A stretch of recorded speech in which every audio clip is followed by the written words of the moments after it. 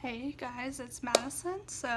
I've been asked to share my testimony with you guys, and I decided to just share my life story all together just because I've never had it all in one place. I've had different versions I've shared over the years because your testimony does constantly change as you grow. But I've decided to make a really long video on my life story so far, leading up to where I'm at now with my walk with the Lord. So, I guess how my journey starts is both my parents are believers, and so are my grandparents and my great grandparents. So, we're all believers, and my dad grew up here, right in the city I live now, which is Dacula, Georgia. And my mom, she moved a little bit all over the country with her family and then settled in the Dacula area when she was in high school. They met at Chick-fil-A, so Chick-fil-A is a very close place in our family, and they started going to our home church. My dad started going there when he was a baby, and my mom has been there since high school, and now my family still attends this church. So shout out to Hebrew Baptist Church. I love you. Thanks for being such a great home church. But yeah, so I have a little brother and I have a little sister, so I'm the oldest, and I love being the oldest. It's wonderful. But I'm also the guinea pig in the family, so all the mistakes have been made on me. But yeah, so I guess my journey starts in 1997, which makes me 20, almost 21 years old.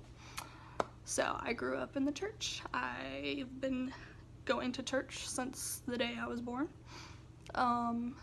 So yeah, I've grown up. I have a very typical church childhood. I think what sets me apart from a lot of church kids is I didn't necessarily like it growing up, which sounds terrible, but it's the reality of it. It's because I was always there, so I don't know if other church kids relate to this, but when it's something that's constantly being shoved down your throat, you start to get bored of it. I don't know. I guess growing up, the best way I can explain it is it's all I ever knew. I never knew there were people outside the church who didn't know who God was. I thought this was something everybody did, and I wasn't necessarily a fan of it. Like, it was fine. I'm not gonna say I hated church. Like, I loved going to be with my friends and all that, but like whenever it got time to do the service and worship, I was like totally tuned out. Like, I did not really care that much, to be honest. I went for the fun, I went for the games, I went for the snacks. That sounds awful now that I say it out loud, but it's the truth, and we're being truthful here. So that was my childhood, or at least through elementary school. When I was 7 years old, my parents sat me down and they told me what it meant to be a follower of Christ and that I needed to accept him into my life and be forgiven of my sins. And when I was a child, I didn't understand that. I was like, sins? Like, I've stolen my sister's toys, but that's about all I've done. I might have eaten that kid's cookies over there, which is something I still do. So, little improvement, not really.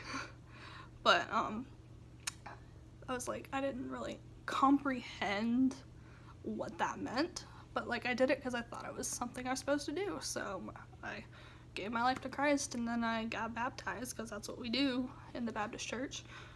And so I lived my life from there, and literally nothing changed. I mean, I was expecting something miraculous to happen, and nothing did, and it's because I didn't understand. And so life goes on, and I keep feeling the same way. I keep going to church because that's what people do, and I did it because I thought that's what everybody did.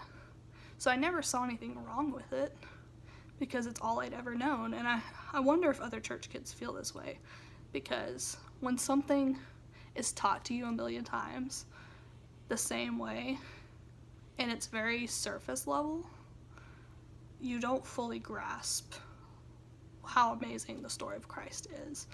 And I think that's what my problem was growing up. I just never fully grasped it because nobody took the time to explain it to me.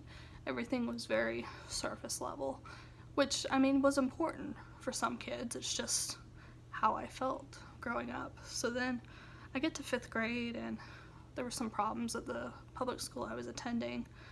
And so my parents made the decision to pull me out of public school and start homeschooling me. I mean, I was a competitive gymnast anyway. I was an athlete. So I did competitive gymnastics, I was a cheerleader, I played basketball. So I had a busy schedule as it was, so like homeschooling is what made sense for our family. My sister was a competitive gymnast as well. And so it just made sense for our schedule, and my mom felt like we could get a better education being homeschooled than sitting in a public school classroom, because we could work at our own pace. And in the grand scheme of things, it worked out really well for us. I ended up finishing my high school classes a year early, and my sister is just graduated high school with 2 years of college done, so it's worked out really well for us so far. But at the time, I was so upset about it. Like, I hated the school that I was at, so for that reason I was glad. But me being the social kid that I was, I did not want to be out of school. And so my response to that was being very mean to my parents, because I was upset about it. And I was being your typical 12 and 13-year-old kid, or 12 and 13-year-old girl. And I was my parents' worst nightmare when I'm not even gonna lie. When I was 12 and 13 years old, I was the kid that no parent wanted. So, yeah, I was that child. I really wasn't walking with the Lord at all. I was going to church, and I'd go through the motions, and I'd play the part, and man, I should have been an actress because I was so good at playing the part. But, I was not the innocent kid that I acted like I was.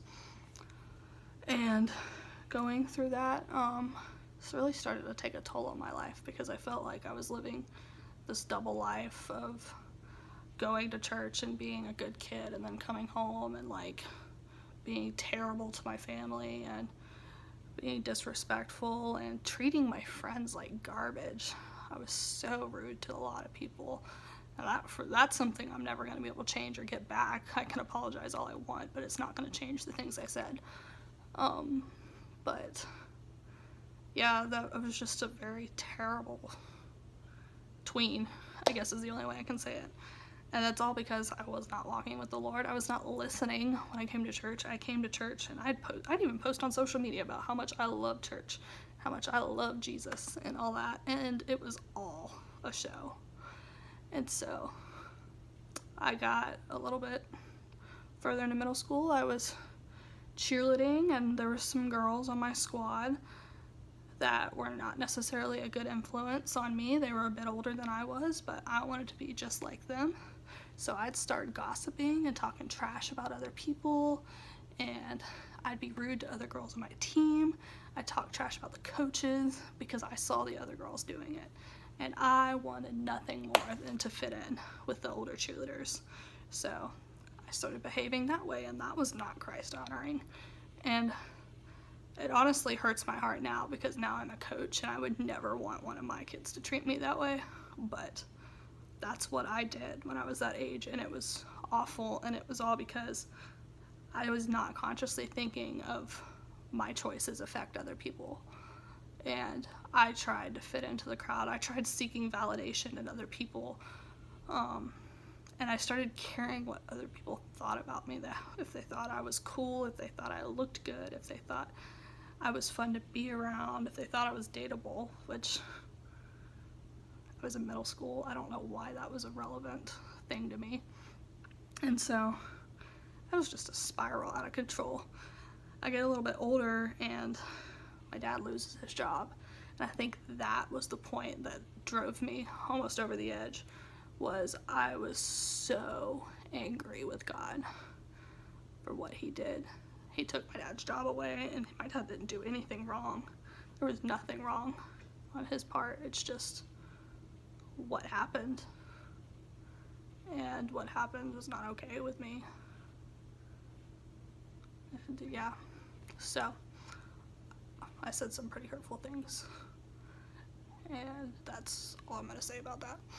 But I got really, really angry, and I just started shutting people out and being even more disrespectful and harming my siblings, and it was just not a good place to be. And so a few months later, my family comes to us and they're like, hey, we're going to go on a mission trip this summer to the Dominican Republic. And I'm like, mission trip? Mission trips are for rich people. Mission trips are for people who have money. Mission trips are for people that are super spiritual. Mission trips are for people who care about other cultures, which is horrible, horrible things to say. Where I'm at now, I understand that. But at the time, I didn't. And so my family was like, well, you better suck it up, Buttercup, because you're going. And so we went to the Dominican Republic and worked with this organization called SCORE International. And they were an incredible organization to work with. And I met so many wonderful people on the trip. And leading up to the trip, they were training us before we went. And I was put on the village ministry, and we were investing in other kids, teaching the Bible stories. And when I got to the DR, I wanted these kids to understand the Bible in a way that I wish people had taught it to me growing up. So I started taking the time to really focus on the stories we were going to be sharing. I even took the time to start learning them in Spanish. And so I worked really, really hard on them. And when we got to the DR, everything fell into place for me. Like, I know that sounds really cliche because a lot of people say this about mission trips, but like, genuinely, God worked in me, He worked through me, He changed me. That was the slogan for our church, ironically, but it's really happened. We get there and we have a construction team, we have a village ministry, we have a medical team, traveling to all the different villages in the Juan Dolio area of the Dominican Republic. And we're just sharing the gospel with everybody we know. We're bringing the gospel to the kids. We're teaching basic first aid. They're teaching parenting classes. They're teaching people how to do basic construction work, basic electrical work. We're out there educating people on these basic physical needs so that we can meet them with their spiritual needs. And it was a life-changing experience for me. I didn't even know that's how a mission trip worked. I just thought people went on mission trips to tell people about Jesus and they up and leave, which I now realize some places still do things that way. But I'm thankful I got to work with my church and we went in and we did things the right way. And because of that experience, I really got to see, from people who had been on mission trips a bunch, got to see how they worked. And I was able to learn from them. But also I got to see how faithful God is through financial support. There's 5 people in my family, which was over $6,000 to $7,000 we had to raise for all of us to go. And the first trip we went on, we raised all the money we needed to go. And that blew me away. I was like, because when I found out we had to raise financial support, I was like, who is going to send us money so we can go to another country? Why would anybody do that? And I'd learned that God is faithful and He provides for us. So that's one thing I learned on this trip. And then another thing I learned was God will put the words in your mouth that you need to say. So even though I wasn't yet a believer on this trip, He put the words in the mouth I needed to say to plant those seeds in other people. I'm not necessarily saying that's the wisest thing to do, send somebody on a trip who's not a believer, but at the time I was playing the part, so they thought I was. I loved the trip so much that I ended up staying a second week with the college students, and then my family came home that first week. And really, that's what really sparked a fire in me, is seeing people in college. People I assumed all college students were like partiers who didn't really follow the Lord, and I just assumed that's what people did in college. But being on this trip and seeing these college students genuinely in love with Jesus and genuinely wanting to share the gospel with others and doing everything they can to get the word out was something that really inspired me. I'm just this 14-year-old kid and getting to work alongside. They treated me with such respect. They treated me like I was an adult. They didn't treat me like I was a child, and that's something that really stood out to me. So that's another thing I learned on that trip is I got to learn from college students who they were close enough to my age, but they were still significantly older. And that's something that impacts, that's why I work with high school students now, is because, and children as well, because I want to be that example that those people were for me. And so midway through that week, life's, like, it just changed. It was on a Wednesday, July 25th, we got back from our project that day and we were gonna have a short little break. So most of us chose to go take a nap for like an hour. And I was laying there, I put my iPod in, and the song kept playing and I couldn't get the song to change. So I was like, well, it is what it is. I'm just gonna play the same song while I sleep. And the song was White Flag by Passion. And in the song, it's, we raise our right flag, we surrender all to you. And like, the more it played over and over, the more I felt convicted, and I could not get the song to change or the iPod to turn off. So that was totally, God took control of the iPod. And so I woke up from my nap, and we went back and we did another little project in another village, and it was still like, felt like this huge weight was on my shoulders. I was so completely convicted.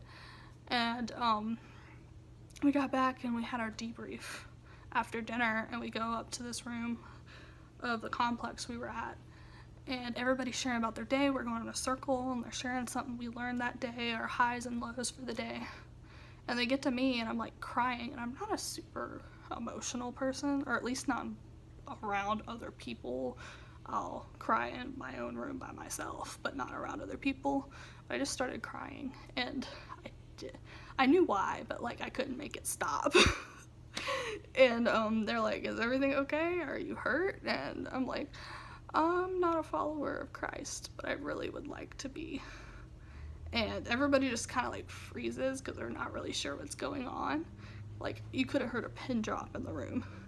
And the pastor, Rando, was like looking around. He was like, right now? And I'm like, yeah, dude, right now.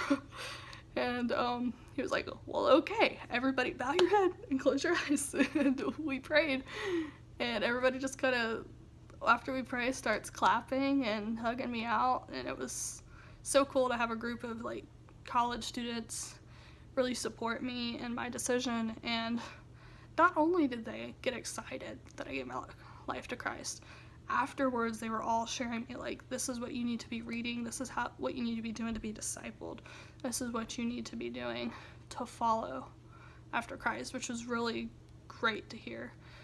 So when we got back from the trip, I chose to be baptized because I was told that you're supposed to be baptized. It's an act of obedience. Just like a wedding ring, it represents that you're following Christ. Doesn't make you saved, but it shows the world that you are. And so I was baptized, and that's when I started to get a lot of questions from people in my home church. They're like, I thought you were a believer.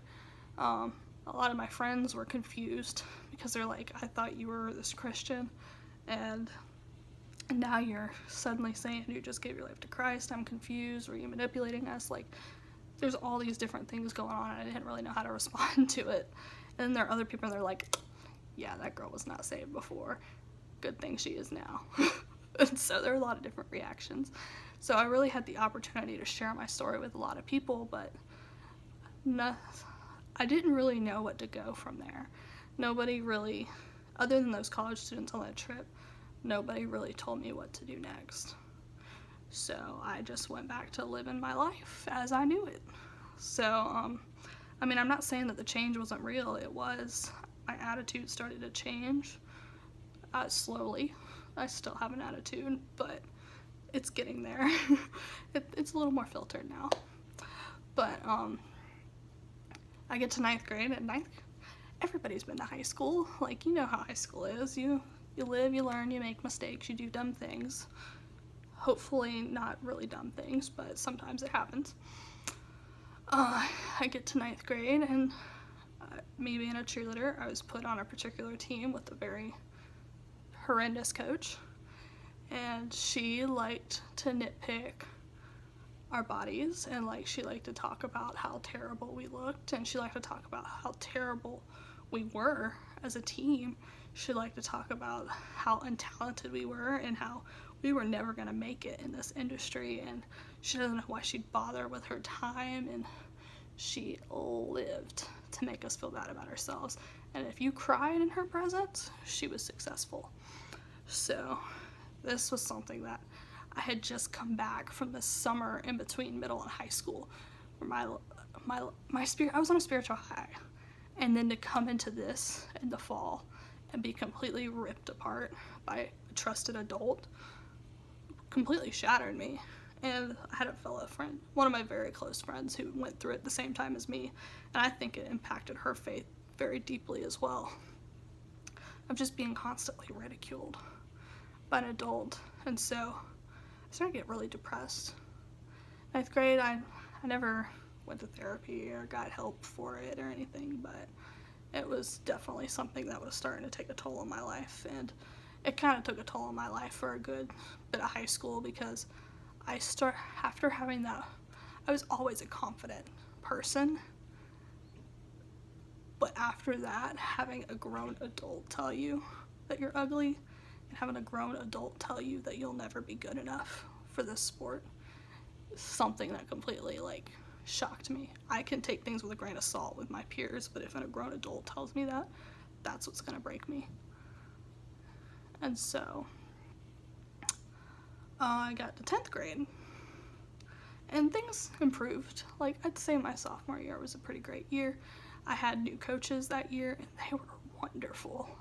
Oh my goodness, it was night and day. They were both so encouraging. They loved on us.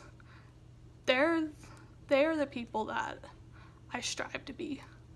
And being a coach now, it's gonna make me cry. But I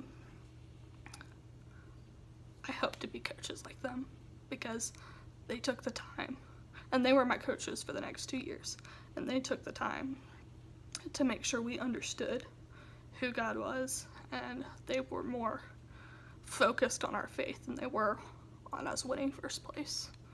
And that they were okay. They were happy for us if we lost. They were happy for us when we won. And let's be honest, we lost more than we won, but they celebrated us all the way through, and they celebrated us with every milestone that we hit. And being a coach now, that's what I try to be. And if I can be half the coaches they were, I'd be great. But that's where I started to take my faith more seriously. I mean, I'm not saying I was perfect after that. I made some dumb mistakes. I sought validation at a lot of places I probably shouldn't have. I mean, every girl's been through high school. You look for validation in guys. You look for validation in your friends and the way you look. And honestly, those things are what tore apart my friendships. But that was all on me. Not trusting the Lord. But I think the pivotal moment of where I took my faith seriously was when I was 16 years old. I was in 10th grade, and our coaches just took the time to invest in us and really wanted us to know the Lord. I got to 11th grade, and we had the same coaches, and we had an incredible ministry mom that year. And I don't know why I'm crying, but she really took the time to share. She told us a lot of very basic Bible stories that we learned throughout our childhood, but she told them in a way that was diving deeper into our faith, and it was not that surface level story I heard growing up.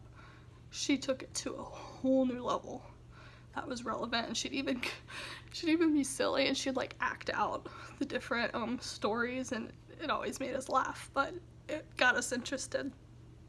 And she'd have us write encouragement notes to each other. So I'd get notes from my teammates saying, "You're so beautiful, you're so confident, I love your smile, I love how strong you are at our stunt, I love that you're willing to take risks for your flyer," and just very encouraging things. And to hear those from your peers was incredible. And this ministry parent that we had for this cheerleading team, really changed the team dynamic. We lost every competition that year, I'll be honest, but that was the best year in my life, in the history of cheerleading. We won nationals the year before. It was incredible. But this season after, we came in second place every time, but we performed better than we did the previous year. We performed better as a team. I mean, yeah, we had a lot of struggles, we had a lot of injuries, but everybody was in prayer for each other. Everybody was kind to each other. Everybody was loving each other. Everybody was living their life honoring to the Lord, and that was an incredible experience to be a part of. That very cheer season, that same ministry mom took us on this trip to Stockbridge, Georgia, which is about 2 hours from where I live, called Tribulation Trail. And Tribulation Trail, they do it kind of at Halloween time because it's a little scary, but it's based off the Left Behind series. And those of y'all that don't know what the Left Behind series is, it's about what happens to the people left behind after the rapture. And they're confused why they're left behind, and they come to realize that they're not believers in the Lord. And it's a post-apocalyptic kind of, like, story. So that's what this was, except it was based off the book of Revelation. So we got there, we knew we were about to experience a real-life version of what's going to happen to us. And so we walked through it, and I've never been for, like, scare people to Jesus tactics, but whew, I was starting to question my salvation after that. And I knew I was pretty solid in the Lord at that point. And it was just like, there was a scene at the end of Tribulation Trail of people meeting Jesus for their day of judgment, and Jesus goes, there's this girl that was acting, she was like, but Jesus, I served you all my life. And Jesus goes, but you never knew me. This girl never took the time to know the Lord. She went through the motions. And, like, I just started crying because I was that kid. I went through the motions, but I never knew the Lord. And, like, that was my biggest fear, was someday I'm going to go before the Lord and he's going to say, I never knew you. But I spent all this time in my life pretending that I did. And so at that moment I was like, Madison, you have got to get your crap together, because you're not guaranteed a long life. You could die tomorrow. She was like, you need to get this figured out. So, like, yeah, I was a believer in Christ, and I surrendered my life to Christ years before this had happened. But I think in that moment, that's where I realized I needed to stop joking around. Because I was 17 years old at this point. I was like, what am I doing? I'm going to be going to college in a year. Quit being an idiot. Is the only way I can say it. So, not long after that, my team went to nationals, and we had some significant injuries that took place before we went to nationals. We ended up having to bring in some alternates. But during that time, everybody gathered together and prayed for each other in a way I never had experienced before on a team. And we prayed for healing. We went into nationals with full confidence, not that we would win, but that we would do our best. And I went in with a stunt team. So I don't know, those of y'all that don't really know me that well, stunting is what I'm really good at. In cheer, it's lifting people up. Like, that was my talent in cheer. I was never really a great tumbler. I was never super flexible. Never really good at dancing either, but stunting was my wheelhouse. We went in before we performed with our stunt team. We prayed before we went on, and we just asked the Lord, help us be a light for you regardless of what happens. Help us have a good attitude. And we went in, and we won. My stunt team won. That was the best feeling ever, knowing that something we had put together took home first, and we also got to let that be a testament to our faith. And then we went on with our full squad later, and we didn't win.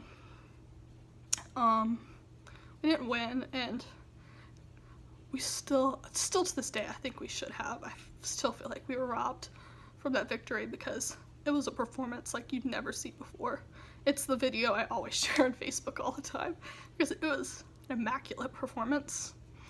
We came in second due to a safety violation, which means we overachieved at a skill and threw it a little too high. That it ended up being a safety concern, so we got 10 points off. But, yeah, we were a little upset that we didn't win, but our coaches gathered us up, and we were good sports to the people that won because, I mean, they were incredible too. It's not like they were bad. They were amazing. But, we gathered around, and our coach was like, our coach cried all the time. So it's gonna make me cry now. But she was like, I've never been prouder. And she goes, because y'all went out there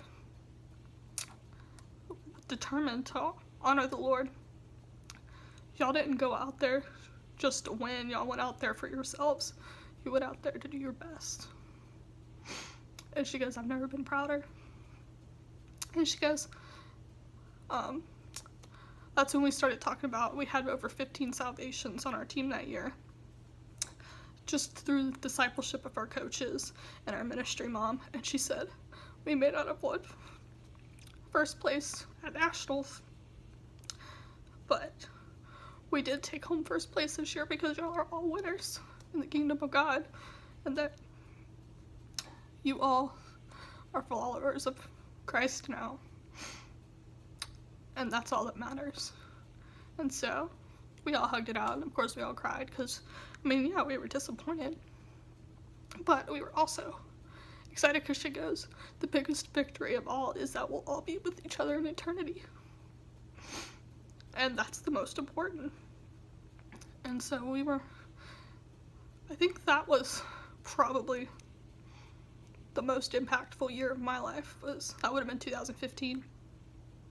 Because I got to learn from godly coaches and godly teammates what it was like to do everything in service of the Lord. You can be a cheerleader and serve the Lord. Most people don't put those hand in hand. But we got to use the sport of cheerleading to honor the Lord. So next year was my senior year, and I really took that to heart. Our head coach from the previous year didn't return, but our assistant coach became our head coach, and she was incredible, and I love her. I still love her very much. And we didn't have as great of a season that year just because we had significant injuries. We had a lot of younger girls move up. A lot of the older girls had graduated the previous year, so me and 2 other girls were the oldest on the squads. And the 3 of us made it our mission to be leaders and be examples for the younger girls in that squad, because I know when I was in 9th grade, the girls that were on my squad were not positive influences for us, and they tried to lead us astray, and we didn't want to be those influences. So we decided we would be positive throughout the season. And that year, that's when my leadership skills really started to kick in, because I was chasing after the Lord. I was spending time in His Word every day.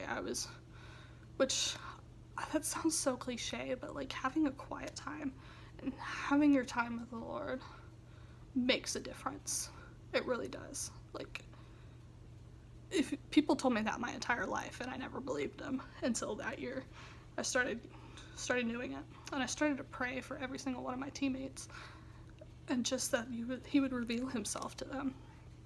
And so I started not necessarily taking on leadership on the squad, but I started trying to go in with a better attitude. I try not to talk trash about girls on my team. I try not to try to be more patient with the girls on my squad, just because I knew some of them were newer to the sport. I knew some of them didn't necessarily understand what was going on, and getting aggravated with them was not going to do any good. So I learned how to be patient, and I learned how to invest in them as well. I got to invest in girls that were 4 or 5 years younger than me. So I really just tried to be a friend to the girls on my team, and I tried to live out my faith with my actions, because it's not something I had ever really done before. Is somebody, our pastor at the time, Pastor Steve, he had told us that you can't live halfway for Christ. You're either all in or you're all out. He told me that when I was younger, and that's something I really lived in that time of my life, was making sure I wasn't living halfway and claiming I'm a Christian and then acting another way, because that's hypocritical. And all Christians are hypocrites because we all make mistakes and we're all human, and it happens. And as long as we own up to those mistakes and ask for forgiveness, thankfully we have a forgiving Lord, because I don't know where else I'd be. But I tried to make sure I was living out my relationship with God through my actions. And so that season, I really tried to make sure that I was behaving in a Christ-honoring way. And so that year, cheer-wise, we weren't that great. I'm not gonna lie about it, we weren't that great. We did our best, which is all that we can ask for, is that we did our best. But our best just didn't serve us well that year, like it had done in the past. After I finished cheer my senior year, I decided to try out for a cheer ministry and try to make their summer staff, because my first real encounter with sports ministry was through my coaches my junior year of high school. They were wonderful. We got to see what it was to be a light for Christ out there performing and teaching cheerleading to others. And so this organization did cheer camps over the summer, and I really wanted to be a part of that. So I went to try out. Long story short, I didn't make it, but that's because there's a lot of reasons why I didn't make it, and one of them being is I just didn't have the natural talent to be on there. And I had a lot of leadership skills and I was really good at stunting, but I didn't really have the flexibility or the tumbling to balance out that. They needed somebody that was well-rounded and everything. And so it didn't work out, and I was completely devastated that it didn't work out when I first found out, but you'll see by the end of this video why I didn't get that job and why it worked out for the best. So after I had tried out, I applied for an internship, 2 internships actually, at my church, and got turned down for both of them. And I remember being so upset, especially because I knew who got the internships, and I, at the time, felt like I was more qualified, which sounds really cocky, and it really is pretty cocky, but there is a reason why God didn't give me this position, and there's a reason why God gave them that position. It worked out well for them, worked out well for me.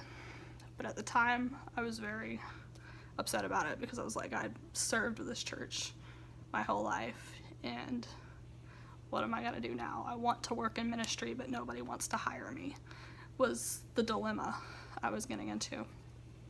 Well, 2 weeks before Memorial Day, I get a call from the organization I tried out for, and they told me, hey, you didn't make our summer staff, but there's another organization that I think would be great for you to work with, and they happened to have contacted us and want you to work for them.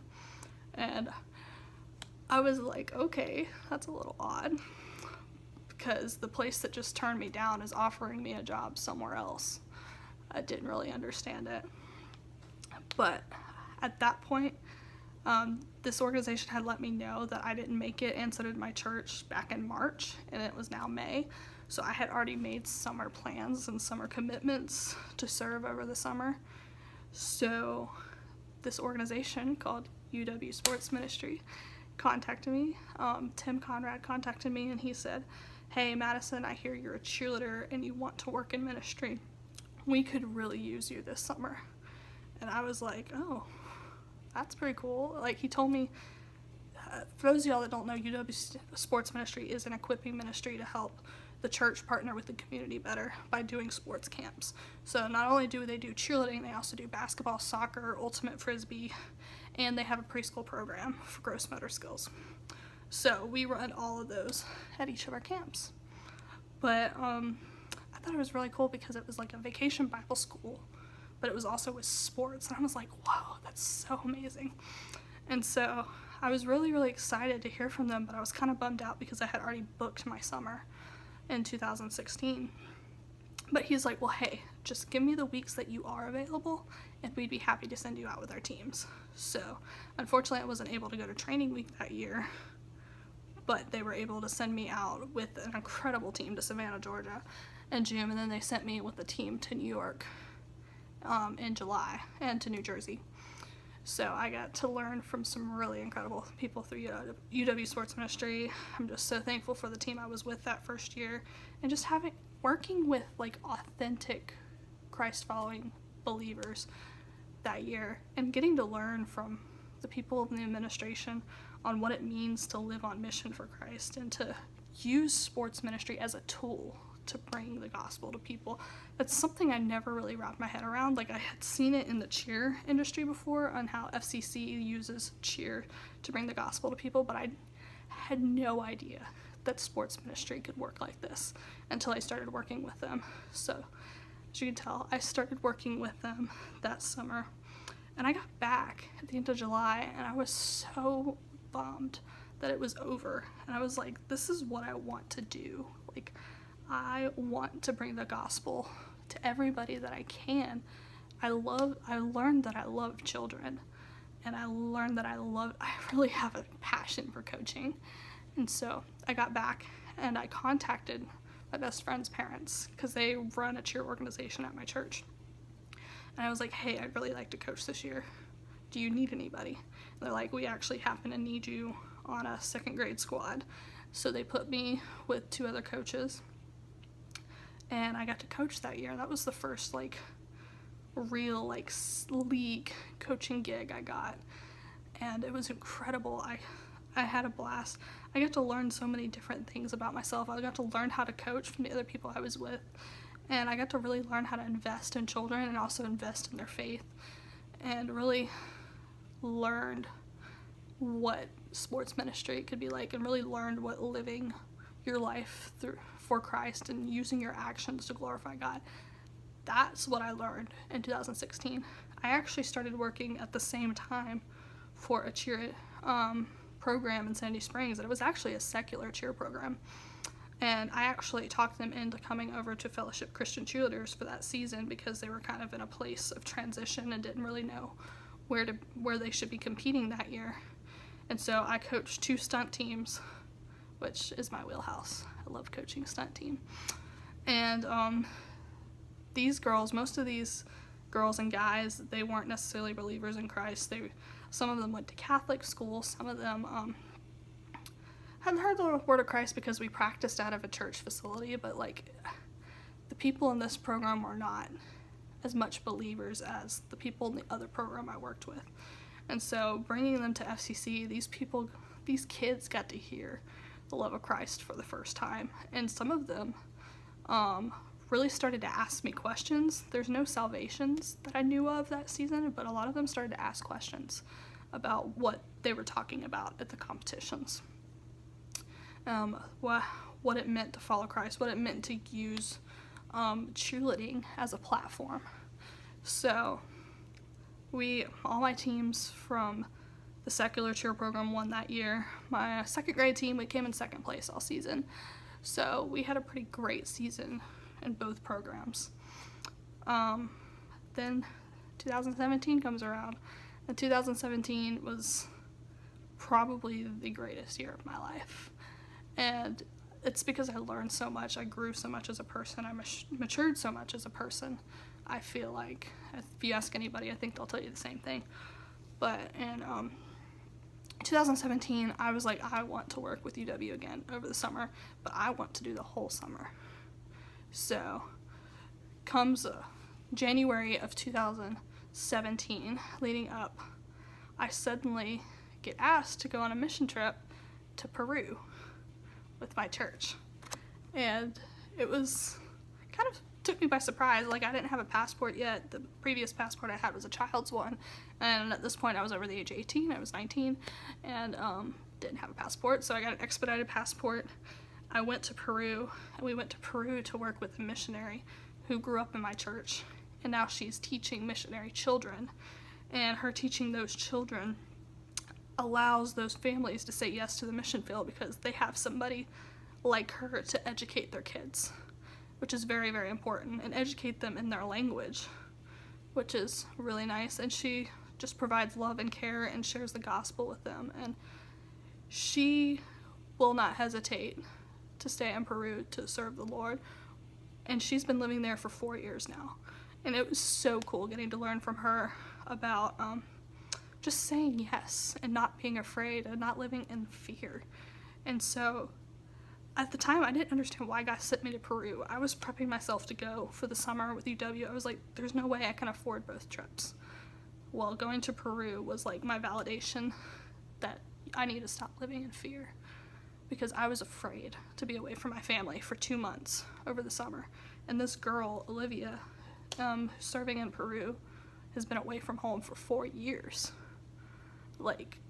And it's all because she does it in the name of Jesus Christ and that she's doing what she's supposed to be doing. So after that trip, I got back, all fear was gone. I knew that God had my back. I knew he was going to provide the funds for me to go. And he did.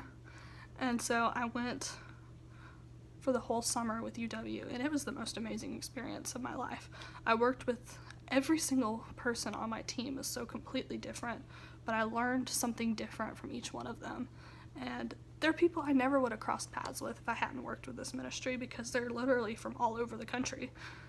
And training week, I got to meet people from all over the country who just have different perspectives on life and different point of views, but the thing we all have in common is that we believe in Jesus Christ. We believe he died on the cross, he rose from the dead, and that he saved us all, and that we're all going to go be with him again one day, if we accept him into our lives.